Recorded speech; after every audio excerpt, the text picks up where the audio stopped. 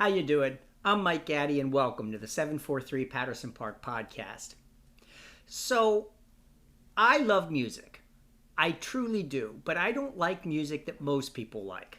I like John Denver and Enya and things and show tunes. Maybe it's because I'm just just a gay man. I don't know. But this week I got to sit down with Wes Anderson. Wes is a local musician who is the foodie of music. He takes funk and hip hop, rap and reggae together and blends them into tunes that even I want to crank up and just jam to. We talk about music and the music industry in 2021, what it's like during COVID, what it's like working with A-list celebrities. And in fact, Wes said that 10 years ago, if he'd have worked with some of the celebrities that he's had the honor to work with, he would have, quote, fame girl completely out. Fame girled out. He's a down-to-earth guy. We had a great conversation. And if you're interested in music and what it's like to be a musician, working with a band and working with A-list talent, it's worth listening to. Take a listen. The first thing I want to ask you, Wes, is you describe yourself as a genre-bending foodie of music. What exactly do you mean by that? I think it's more of a reflection of I guess the diversity of my influences and preferences in music. I guess I don't consider myself like a foodie, but I imagine foodies would probably say they like foods from all different types of cultures and areas of the world and things like that. And I kind of think of myself as that in terms of music. And I just have never really felt the need to sort of stay consistent with what genres I play. I try to keep it authentic and just really play the styles of music that I'm just feeling at the time and the influences I'm drawing from, and those come from all sorts of weird places and pockets of the world, and definitely think that's reflected in the music. Yeah, your first, so you've released 8 singles in 2 years. Yep. Correct. In there, what are some of the different genres that you pull in for your influences? Yeah, I mean, hip hop is definitely a big one. Metal, reggae, funk, rock, punk. I would say those are probably the main ones. And depending on what song you listen to, we'll definitely hear elements of those genres. I think that's probably more like it has to do with like the groove and the funk influence in me, even if it's not necessarily a straightforward like funk song. I just think each song has like a inherent groove to it, which lends itself to being a little easier to digest. I think kind of, more something to bob your head to or something like that. Whereas, like the Limp Bizkit type of music is definitely more, they have some groove too, to be honest, but it's definitely way more like aggressive, I guess. Yeah. But God, I mean, they're a hugely popular group, and I just, it's a far cry from Enya. Yeah, definitely. Yeah. Sometimes life can be stressful. Sometimes, but I got the positive vibes and faith that everything is going to be great. Blessings and love for all the people of the world. Keep your head up. Life goes in many ways, so I surf out my days. You won't catch me stressing, so I sit back and count my blessings. Life goes in many ways, so I surf out my days. You won't catch me stressing, so I sit back and count my blessings. Light it up, pass me the ting. Freer than free, like when the school bell ring, ring, ting, ting. Ain't it a funny thing how some will talk? Yeah, definitely. Yeah, it was. I had to pinch myself when I was talking on the phone with DJ Lethal. I mean, the guy's a freaking legend. He was in House of Pain. He's produced tons of records that you probably had no idea he produced. Limp Bizkit. I mean, he's probably sold like I think his Wikipedia says that he sold like 50 million records with his bands. It's just, like I couldn't even fathom that level of success, and But to be able to like text him and be, talking about a song we're doing together is just pretty crazy. you collaborate with a lot of people, and a lot of them are not only are you very well known, but a lot of them are very well known. Are you a little starstruck? What is it like to be talking to and collaborating with somebody who has a presence on the national stage? Yeah. If this was happening like 10 years ago, I probably would have like totally fangirled out and probably to the point where they wouldn't want to work with me. But yeah, there's like a saying, never meet your heroes. But I'm very fortunate that the musical people I've grown up and respected and now collaborated with have been nothing but class acts and like total pros. So yeah, to hang out and do a song with like Peanut from 311, or when I was in Oakland, I was in the studio with Lyrics Born, someone I've listened to for like over a decade, and here I'm in the studio with him all day, and it's just yeah, it's a trip. It's a trip, but I've been very fortunate to not really have any like super negative experiences. Like a lot of it's not uncommon for successful musicians to be dickheads. Fortunate enough, I have not encountered that too much. So do you think as musicians find their groove, they kind of sit back a little bit and get back to their creative roots? Honestly, I do believe that, and I maybe it's just a security thing. Once you've made it and you're wildly successful beyond your dreams, I think there's a certain confidence and security that maybe comes along with that, where you don't feel the need to be like a douchebag as much, or like you don't feel like, I don't know. I think you're right though, that it tends to be like the people that have found some success but still feel like protective of it, maybe is a way to put it, and they don't want to let people into that success that they're having. Yeah, I mean, so you, before you broke out as a as a solo artist, in a collaborative style solo artist, you were in bands and you worked in several bands. How was that transition between band into working as the lead curator, let's put it? Yeah. I mean, it definitely prepared me to be able to hit the ground running when I did decide to go solo, because being in bands, I was able to go through the whole recording process from pre-production to mastering, having that experience with working with producers and things like that, and just getting to know other musicians, sort of just networking and making friends with other people in this kind of in the same hustle as me. So it's a lot more, there's a lot more responsibility when it's just you, because everything stops and everything's on you. So every decision you make is up to you, which is awesome. There's a lot of extra freedom that comes with that. But yeah, it's awesome, but it's also like you have to decide everything. I mean, everything, and any little glitch is, they're looking at you and staring at you. And in the case of some of these people who are leaders, in music, that might be just a little intimidating. Yeah, definitely. But with the experience that I've had, I felt pretty good going into it and have a good sense of what I want out of a specific project or song I'm working on or collaborators. So definitely, without that experience, it definitely would have probably been a little more intimidating and challenging. So you have a style in addition to your genre, not gender, genre bending style.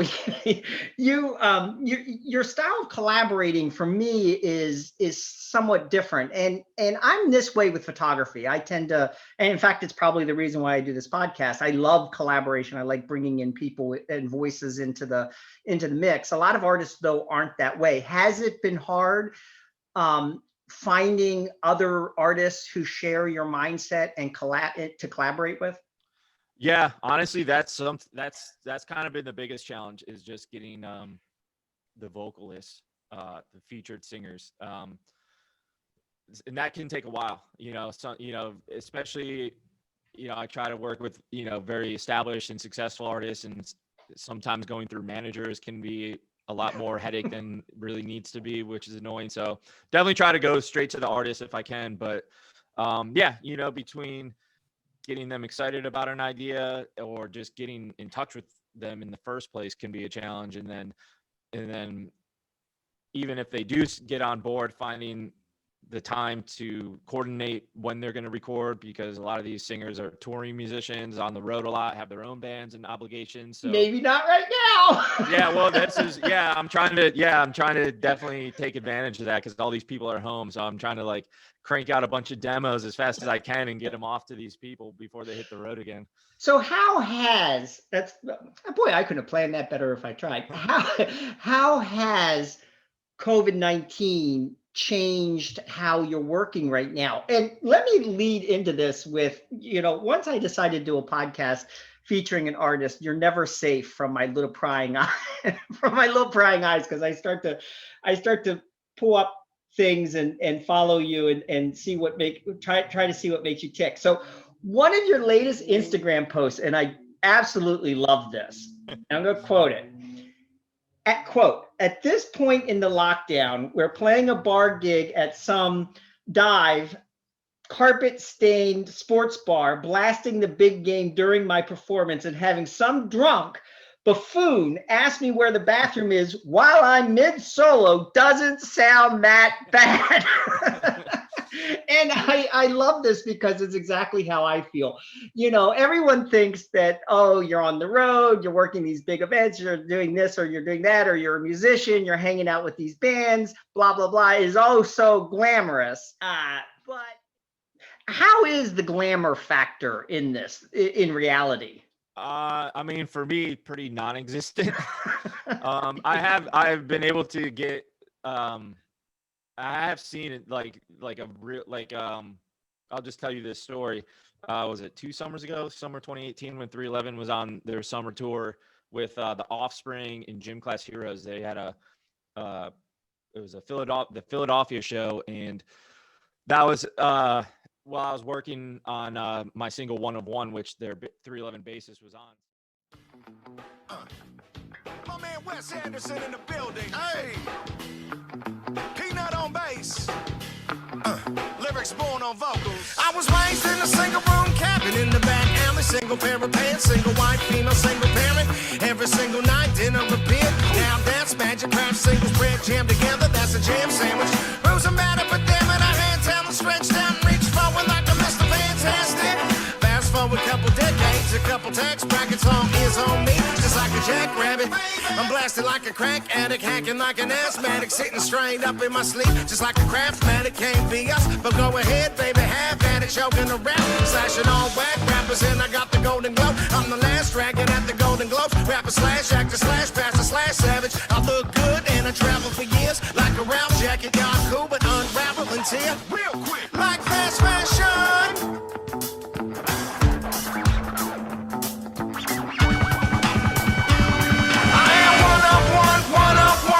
There won't never be another one, never be another baby. One of one. Doing what I do, what I does on the daily. One of one. There won't never be another one, never be another baby. One of one.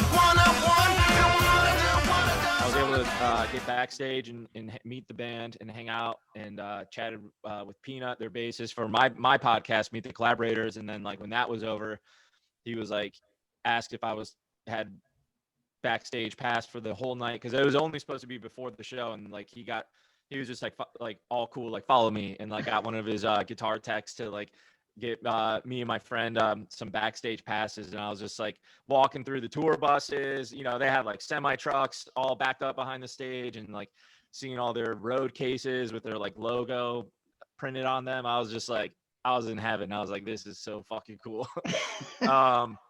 But they're on they're the 1%ers of the musicians, and whereas like other band friends that are making a good living touring and doing the music thing, even them, they're still kind of like scrunched into their bus or tour van or whatever, and like have like pretty small green rooms and stuff like that. So like it's sustainable, but definitely, even if you're a career musician, it takes, you have to be like top percentile to really sort of get the glamour. Yeah. That's what I've seen it from my Yeah. experience, at least. So when I talked to Kate Klutzwitz, who does the Black Lives mural windows, and then I talked to another couple artists, they all say what they want to do is see their art out in the community. They want to see the window, her windows as she walks to work was one of the motivating factors for her to create these Black Lives Matter windows. I saw you were on a Southwest flight and the guy next to you was jamming your music. What did that feel like? Yeah, it was pretty cool. I mean, we were talking beforehand. I forget like how it started. But yeah, we started talking about music and I told him about my stuff. And then like the conversation had ended and I just happened to look over and I was like, I know that cover art. That's my fucking song. And your cover, I meant to ask you about that. Your cover art's very distinctive. Who does your cover art? Oh, thanks. It depends on the song. I've had a couple people do like Pablo Marin. He's done the cover art for Red Cup Dub, the Red Cup Dub remix, and then Keep Them Talking. So he's been one of the main guys. Red Cup Dub is your latest single that dropped, and then Red Cup Dub remix was remixed by you enlisted DJ Lethal. And he's of Limp Bizkit fame to do that. What was that like to take your song and turn it over into the hands of somebody and say, here, do something else, take this further? Yeah, there's definitely a lot of trust that goes into it. And I've always wanted to do a remix just because I've seen artists like find really good success doing that, and it kind of opens you up to a new audience that you may not have had access to before. So Lethal was actually the very last person, because I hit up tons of people, and for whatever reason, it didn't work out with anyone. And I was like, all right, one last email, and it was like DJ Lethal. I was like, Hail Mary, probably won't happen. Very last email. If it doesn't work out, I'm gonna just work on the next single. Like I tried, didn't work out this time, maybe later.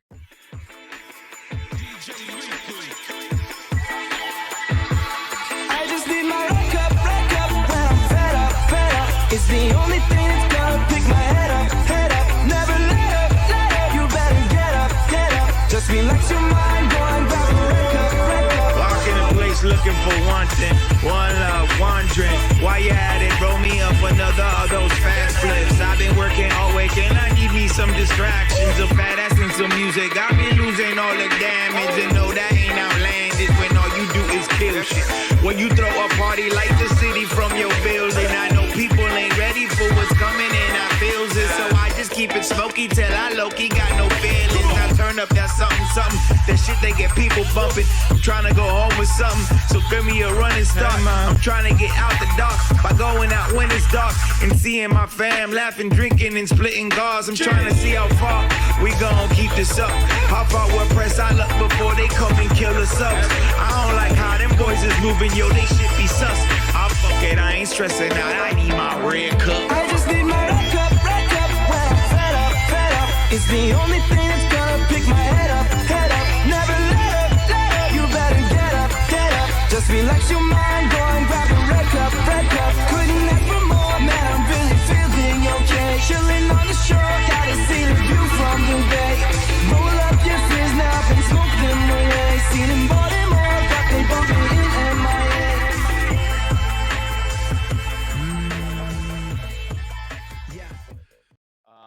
Yeah, and I really liked his beat. I was like, it was like exactly what I was hoping for. Just like a different spin on one of my songs that, I could present to a different audience and see how it goes, and just find a different angle to put myself out there. How has marketing of music for the independent producer changed in the last couple of years, and especially with COVID? Yeah, I mean, it's definitely become more like direct to fan. There's no need for a middleman anymore, which has been the case for a while, but it's definitely like the standard now. It's definitely like that's the standard. So yeah, it's just really easy for independent artists these days to directly reach people. whether that's on their Facebook news feed or a Spotify playlist or a YouTube ad or whatever. There's just so many channels you can hit the listener with your music and just go directly to them with your message, and it's you talking to them. So it's great in my opinion for an independent artist to approach marketing in a way that can really work for them. That you're concerned about, but you also have Meet the Collaborators, which you mentioned before, on YouTube, and something else on YouTube. In the studio. And that seems to me to be a behind the scenes look at sort of how the cheese is made, or whatever how the sausage is made. That's it. Yeah. Is that part of your philosophy, to give fans total access into what's going on? Yeah.